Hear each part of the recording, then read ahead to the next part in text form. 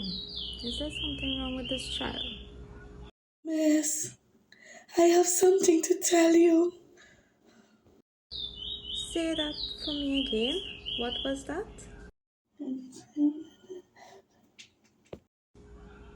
What are you trying to tell me, Anne Marie?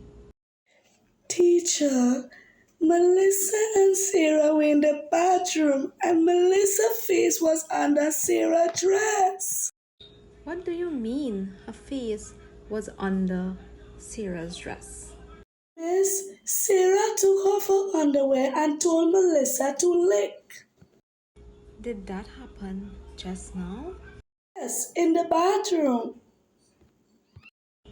I can't believe that. I will have a chat with Melissa and Sarah. You run along.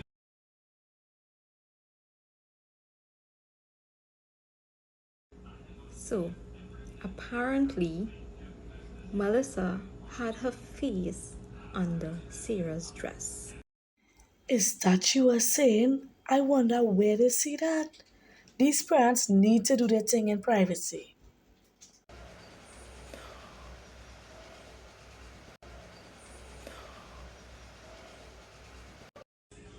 Yeah, and they watch too much of stupidness on TV. Sarah's mother and her third husband, and she has 7 children. God knows what she does be seeing at home. I cannot believe what I'm hearing. I need to call a meeting with all the teachers to address this matter.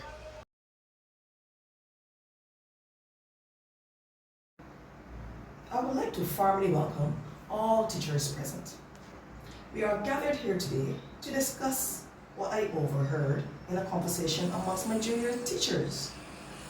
I was absolutely appalled and quite disappointed that the matter was not dealt with accordingly. The agenda of this meeting is to remind all teachers about their responsibilities in dealing with abusive matters. Together with the senior teachers and myself, we have prepared a presentation to outline the duties expected of teachers. Can teachers involved explain exactly what happened, please? Miss, we were just discussing an issue before we reported it to you. That was your idea of discussing the matter? I specifically heard you mention husband number 3. What on earth? How many children were involved? 3 children were involved apparently. Melissa and Sarah were involved in the act, while I guess Anne Marie was an onlooker. So what did you do about the situation? Miss, we were just discussing an issue before we reported it to you.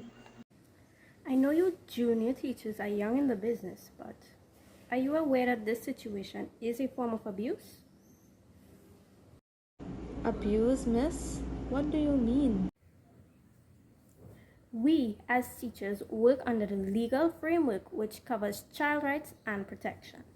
That means that we need to take all legal, social, and educational steps necessary to safeguard children from physical, mental, or sexual abuse, neglect, and maltreatment. We must also use protective measures like the implementation of social programs to provide the child and those responsible with the support and knowledge they need to overall help with child maltreatment and its legal consequences. But miss, the situation was between 2 children. How is that considered child abuse? The act being engaged was a sexual one. That is sexual abuse. Not to mention the emotional abuse involving poor Anne Marie, who had to witness the act. The question is, how was Sarah exposed to the knowledge of such behavior? Was it through her parents, social media? Either way, can it be said that she was exposed to it as a result of neglect? As said previously, children are to be protected from all forms of abuse and neglect, and any signs recognized by a teacher must be brought to a senior authority with urgency because those matters need to be thoroughly investigated. What if the child that instigated the act is actually a victim of such acts done to her by another adult. We need to operate in the best interest of the child. These are very serious issues that must be addressed in the appropriate manner so as to protect the children involved. That is exactly why we are here today. Has any of you ever noticed any signs of abuse in these children or any of the children in your class? Okay, I remember reading about some signs in the Child Protection Handbook, but I can't really recall. No, miss, I've never really noticed anything. Okay, teachers, it is very important that we are able to recognize the signs of abuse. That is the only way that we can actually help a child. If you're not able to recognize what's wrong, that something is wrong, how would you be able to know that you're supposed to help that child? Now, Edigan et al. 2023 gave a list of ways in which we can recognize. He gave a list of signs, and it is important that we pay attention to these. One of these is unexplained changes in behavior, in personality, in attitude. When you look at a child, is that child behaving different? Is he or she different in mannerism? Has their attitude changed? Is that child becoming anxious? Is he or she anxious, apparently anxious for nothing at all? Is that child withdrawn? Is he or she becoming aggressive, uncharacteristically so? Is he or she lacking the social skills?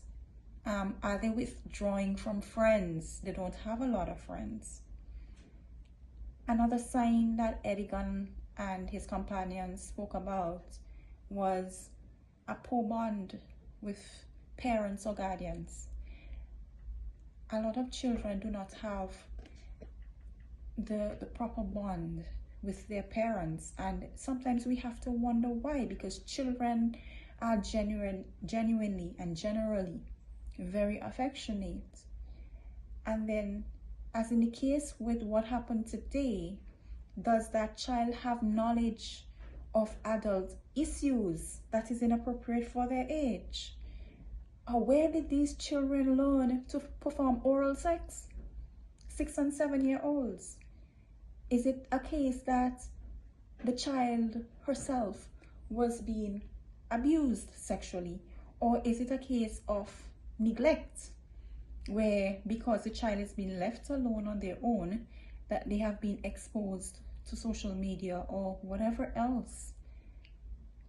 And sometimes children act out by hiding out or going missing. Sometimes because they can't take the abuse anymore, or they just want to be alone because they blame themselves. They don't feel that they are worthy enough. And we have to pay attention to these things. We have to be vigilant. This is why we are here. We are supposed to be taking care of them. We are supposed to be protecting them. So as teachers, please, please, please familiarize yourself with the signs and symptoms of abuse, because you are in the position to help. Take a look at the screen, take some notes, and do some reading on your own as well, because it is important, it's pertinent that we be able to recognize the signs of abuse. It states that we as teachers have a duty to protect the children and provide a safe and secure environment when they are in our care. In keeping in alignment with Article 19, we must keep abreast of the rights of children. We must be aware of the appropriate responses when interacting with a child who is reporting abuse. Teachers should speak calmly, respond calmly, and in a reassuring and supportive manner. Provide a safe and secure and relaxed atmosphere for the child to speak. Listen carefully and allow the child to speak at their own pace and in their own way. Record what is said as close to the conversation as possible. Be precise and detailed. Report your concerns to the senior teacher or the head of department confidentially. So, teachers, let's discuss some of the inappropriate practices that were evident in this situation. Remember, the discussion would be based on the UN's Convention on the Rights of a Child, Article 19. All right, let's go ahead. I think it would involve ignoring or neglecting a child's emotional or physical needs, disregarding or dismissing signs of abuse or neglect, failing to create a safe and nurturing environment for children. Good. With that being said, what would be some desired practices? Well, as teachers, we should establish a positive and respectful relationship with each child, promoting a sense of safety and trust. Create an inclusive and supportive classroom environment that encourages open communication. Implement preventative strategies to identify and address potential risks to children's well being. Respond promptly and appropriately to instances of violence, abuse, neglect, or exploitation. Collaborate with parents, guardians, and professionals to ensure the child's well being. How exactly do you see yourself achieving these desired outcomes? We can role play activities to teach children about personal boundaries and appropriate behavior, and also encourage them to express themselves through storytelling and other creative activities. Maybe by regularly assessing the child's development and providing age appropriate supports and resources.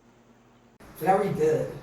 Now, the next step would be to call in the parents and decide on the best course of action. Do you understand the concepts of Article 19 of the UN Convention on the Rights of the Child? Miss, I think I understand the basics. Me too. Excellent. I think it has been a successful and productive meeting. Teachers, remember, educators have a professional and ethical responsibility to the development and well-being of the children in our care. Please keep me informed of how these children are coping and the strategies and interventions that will be put in place.